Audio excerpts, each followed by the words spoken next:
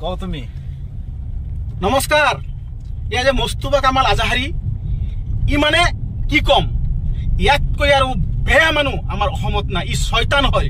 ই আমাৰ ইছলাম ধৰ্মত জন্মগ্ৰহণ কৰি আমাৰ ইছলাম ধৰ্মটোক কলংক কৰিছে। চুটমানি গেলে আজাহাৰ, তই যে মাধানী চাহাবক কি কৈছ জোতাৰ তলত, তই ক'ত থাক জানো? তই আমাৰ লেফটিনত থাক, পেচাবখানাত থাক। মাদাৰ তোক মানে কি কম যে মানে মানে পাহাৰে প্ৰকাশ কৰিব নোৱাৰে। চেণ্ডেল মানে কি? সি মানে লেফটিনত থকা মানুহ, পেচাবখানাত থকা মানুহ। তই কেলা আমাৰ মাদানী চাহাবক অপমানসূচক বাক্য কৈছ। আমি তোৰ মাক বাপেক, তোৰ যদি মাক বাপেক আছে জীয়াই, সিহঁতক ক'ব বিচাৰিছো আপোনালোকে কি সন্তান জন্ম দিছে?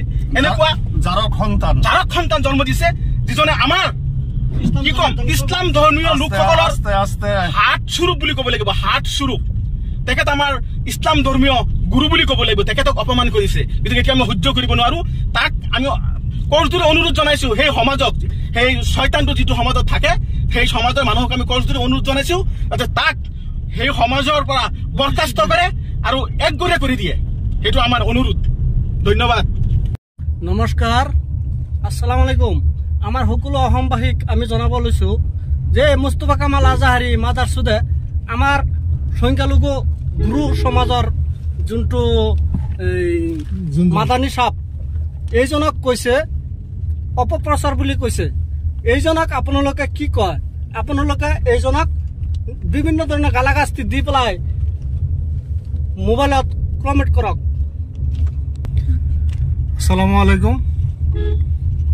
আমি সমূহ অসমবাসী ৰাইজক ক'ব খুজিছো, এই যে মুস্তাফা কামাল আজাহাৰী নামৰ মানুহজন, ইও যে আমাৰ ধৰ্মীয় গুৰু মাদানী চাহাবক যি মন্তব্য কৰিছে, ইহঁতো মাদানী চাহাবক লৈ যে কথা পাতে, ইহঁতো মাদানী চাহাবৰ পেচাবৰ যোগ্য নহয় ক'বলৈ গ'লে।